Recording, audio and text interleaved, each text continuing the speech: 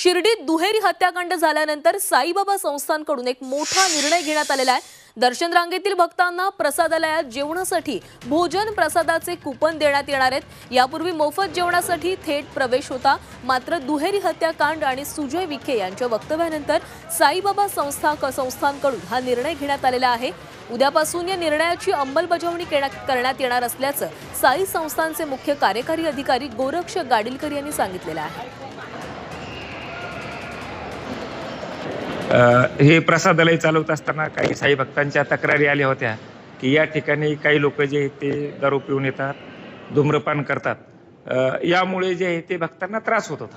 मग भक्तांच्या तक्रारी लक्षात घेता इथून पुढे जे साई भक्तांनी दर्शन घेतल्यानंतर ज्या ठिकाणी उदी प्रसाद वाटप होतो त्याच ठिकाणी भक्तांना त्यांचं नाश्त्याचं कुपन आणि प्रसाद म्हणजे भोजनाचं कुपन जे त्याच ठिकाणी वितरित केले जाईल। हे कुपन जे आहेत हे कुपन घेऊन त्यांनी प्रसादालयात जायचे आणि हे कुपन घेतल्यानंतर त्यांना महाप्रसाद म्हणजे भोजन त्या ठिकाणी उपलब्ध करून दिलं जाईल।